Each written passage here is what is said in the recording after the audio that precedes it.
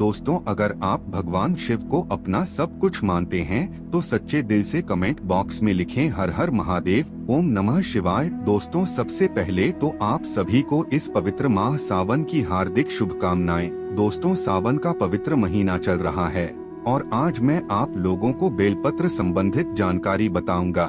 सावन के पवित्र महीने में जो बेलपत्र होता है वो गंगाजल से भी ज्यादा पवित्र हो जाता है। आज के इस वीडियो में हम जानेंगे शिवलिंग पर चढ़ा बेलपत्र खाने के फायदे के बारे में। वास्तव में जब आप शिवलिंग पर बेलपत्र चढ़ाते हैं तो वो बेलपत्र कोई साधारण बेलपत्र नहीं रह जाता, वो साक्षात भगवान शंकर जी का प्रसाद बन जाता है।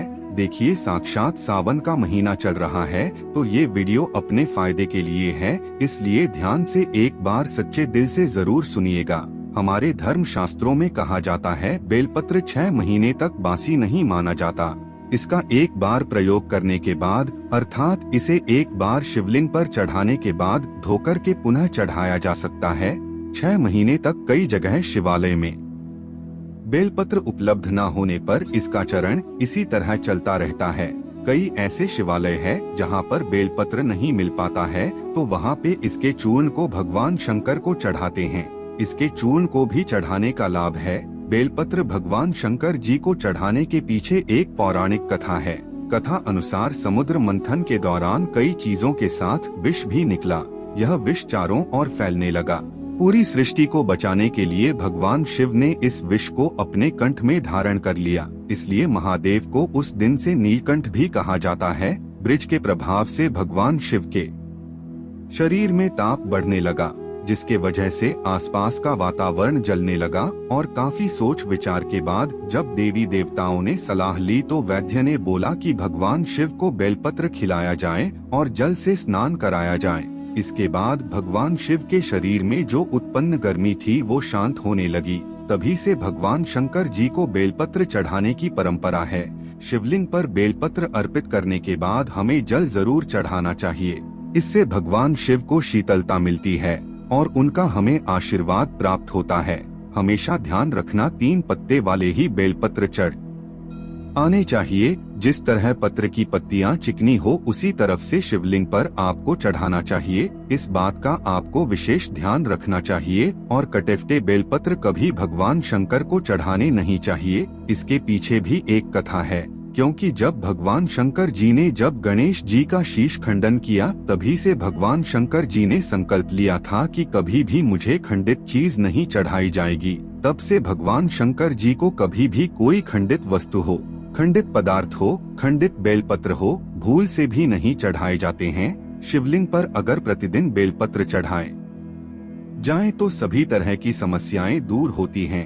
भगवान शंकर जी के भक्तों को कभी भी पैसों की समस्या नहीं रहती। बेलपत्र को तिजोरी में रखने से बरकत आती है। तो ये वीडियो को ध्यान से सुनना। वीडियो में मैं आप लोगों को बेलपत्र से जुड़ी हुई संपूर्ण जानकारी बताऊंगा।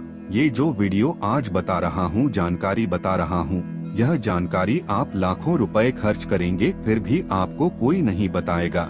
अधूरा ज्ञान खतरनाक साबित होता है, इसलिए सच्चे दिल से भगवान शिव की इस वीडियो को पूरा अवश्य देखें। मैं जो भी बेलपत्र खाने के फायदे बताऊंगा यह आपको कोई भी यूट्यूब में नहीं बताएगा। आइए जानते हैं बेलपत्र संबंधित कुछ ऐसी विशेष जानकारी। दोस्तों, आगे बढ़ने से पहले सच्चे दिल से कमेंट बॉक्स में भगवान शिव के समर्पित अपना प्यार अवश्य दिखाएं। आप कितना प्यार करते हैं कमेंट बॉक्स जरूर लिखें। हर हर महादेव, ओम नमः शिवाय और हमारे चैनल को सब्सक्राइब जरूर कर लें। एक लायक तो बनता है। तो जो बेलपत्र है कुछ समय में नहीं तोड़ना चाहिए। कुछ ऐसी विशेष तिथि जिसमें बेलपत्र नहीं तोड़ना चाहिए। तो हमारे धर्मशास्त्र कहते हैं बेलपत्र को हमेशा चतुर्थी, अष्टमी, नवमी, 10 भी चतुर्थी, अमावस्या और पूर्णिमा और जो संक्रांति है, इस स्थिति में बेलपत्र को कभी भी नहीं तोड़ना चाहिए। और ये भी कहा जाता है सोमवार के दिन बेलपत्र को कभी भी नहीं तोड़ना चाहिए। ऐसे में सावन का पहला सोमवार पड़े तो ये बात जरूर गांठ बांध लें कि सोमवार आने से पहले बेलपत्र घर में जरूर लाकर रखें। इसमें शिव जी का खासकर सोमवार के दिन वास माना जाता है, क्योंकि बेलपत्र के संपूर्ण हिस्से में भगवान शंकर जी का वास माना जाता है। इसके मूल में अर्थात इसकी जड़ में ब्रह्मा का वास होता है और इसके मध्य भाग में भगवान विष्णु जी का वास माना जाता है और जितनी भी इनकी बेलपत्र की पत्तियां हैं इसमें महाशक्ति वास माना जाता है। इसलिए ध्यान रखना कि कभी भी सोमवार के दिन बेलपत्र नहीं तोड़ना चाहिए, चाहे सोमवार के व्रत हो या सावन सोमवार हो। बेलपत्र आप पहले से तोड़कर रख ले दोस्तों। इसके अलावा प्रतिदिन दोपहर के बाद भी बेलपत्र नहीं तोड़ना चाहिए, ऐसा हमारे धर्म शास्त्रों में लिखा है। और आप तोड़ते हैं तो इससे पाप लगता है। बेलपत्र की उत्पत्ति कैसे हुई आइए जानते हैं। तो इसके अंदर पुराण के अनुसार एक बार माता पार्वती के पसीने की कुछ बूंद मदरांचल पर्वत पर गिरी। इससे बाहर एक पौधा उगा जो बाद में बेलपत्र के नाम से जाना जाने लगा और बेलपत्र के रूप में यह पूजनीय हो गया। तो आइए इस वीडियो में जानते हैं। दर्शकों, बेलपत्र खाने के फायदे बहुत ही सुंदर वीडियो है, बहुत ही यूजफुल जानकारी है।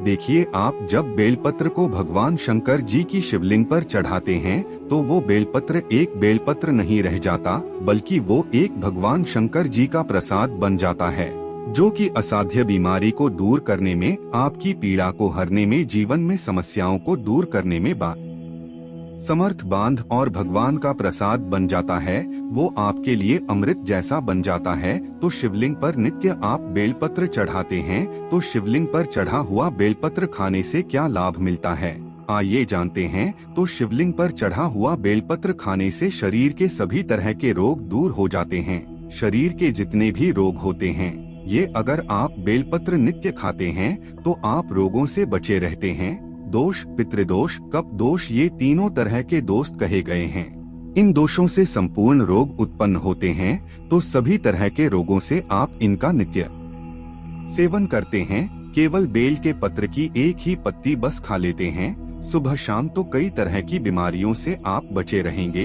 शरीर से पाप मिट जाता है, क्योंकि शिवलिंग पर चढ़ा हुआ होने के कारण ये सिद्ध हो जाता है। तो जो लोग हत्या जैसे पाप से भी परेशान हैं, जिन लोगों को गौ हत्या जैसे पाप लग गया है, भयंकर से भयंकर अनजाने में पाप हो गया हो, और वो चाहते हैं कि वो पाप का पश्चाताप कर लें, तो नित्य कम से कम ज्यादा नहीं तो 2 माह तक आपको बेलपत्र का सेवन जरूर करना चाहिए। इससे शरीर का पाप मिटता है।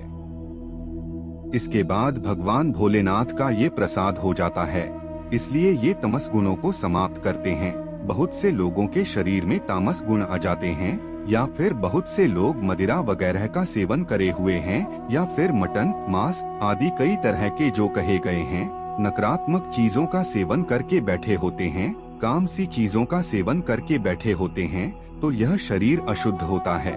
तो आप अपने अशुद्ध शरीर को पुनः स्वस्थ बनाने के लिए, पुनः शुद्ध करने के लिए भोलेनाथ का प्रसाद होता है। आप ये खाना शुरू कर दीजिए। नित्य 5 बेलपत्र खाइए, 3 सुबह खाइए, 2 शाम में खाइए।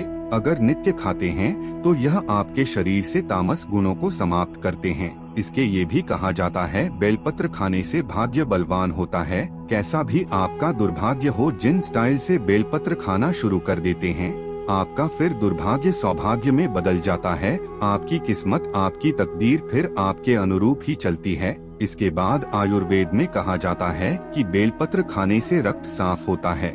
अगर रक्त संबंधित कोई बीमारी है तो नित्य 5 बेलपत्र खाइए। 5 बेल आप एक साथ में शुरू में नहीं खा पाते हैं, तो धीरे धीरे आप इनका जो है सेवन बढ़ा सकते हैं दोस्त। और प्रथम दिन 1 बेलपत्र खाइए, दूसरे दिन 2 बेलपत्र खाइए, तीसरे दिन 3 बेलपत्र खाइए। इस तरह से आपको बेलपत्र की जो संख्या है उसे आपको बढ़ाना है। एक दिन में 5 बेलपत्र अगर आप नहीं खा पाते हैं तो नहीं खाना है, धीरे धीरे आपको बढ़ाना है। तो इससे रक्त साफ होता है, रक्त में शुद्धि आती है और बिल्कुल ही आपके शरीर को फिल्टर करने का काम करता। आपके संपूर्ण शरीर में रोग हो, दोष हो, पितृदोष हो, किसी भी तरह का दोष हो, रक्त में संबंधित परेशानी हो, बिल्कुल ही सभी तरह की समस्याओं को दूर कर देता है।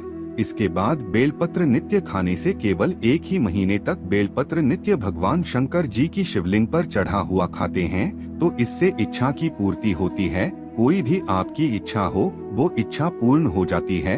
मन भक्ति होता है, मन हमेशा शांत रहता है, जैसा भगवान शंकर जी का। आप चाहते हैं कि मन आपका भक्ति में लगे, मन हमेशा शांत रहे, तो उस शिवलिंग पर चढ़ा बेलपत्र खाने से मन भक्ति में लगता है, मन हमेशा शांत रहता है। मन में जो चिड़चिड़ापन है, छोटी छोटी बातों पर गुस्सा आ जाता है, चिड़चिड़ापन रहता है तो वो दूर हो जाता है। इसके बाद इसका सेवन करने से सांसारिक भोग समाप्त होने लगता है।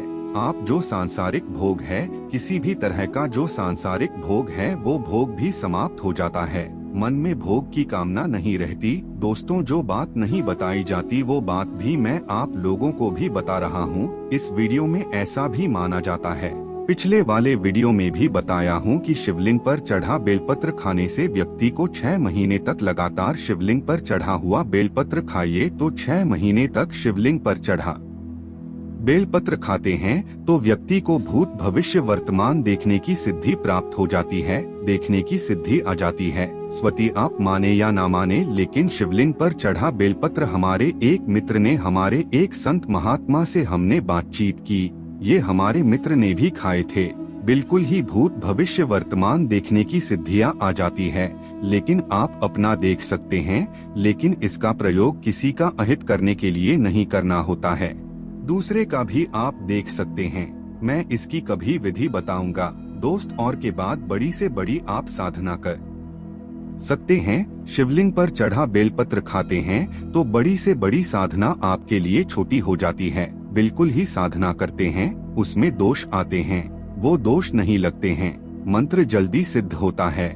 शिवलिंग पर चढ़ा बेलपत्र नृत्य खाते हैं तो जो भी मंत्र भगवान शंकर ने इस कलयुग में केंद्रित करके रखा है, वो मंत्र भी सिद्ध हो जाते हैं। यदि आपका बच्चा बात नहीं मानता, पढ़ाई में मन नहीं लगता, माता पिता को मारता है, झगड़ता है, जिद करता है, रात में रोता है, चिल्लाता है, नजर बार बार लगती है, मन उसका शांत नहीं रहता, वो लगातार 4 सोमवार तक शिवलिंग पर चढ़ा बेलपत्र उसके मस्तक पर रखें, बच्चे का विकास बहुत अच्छा होता है।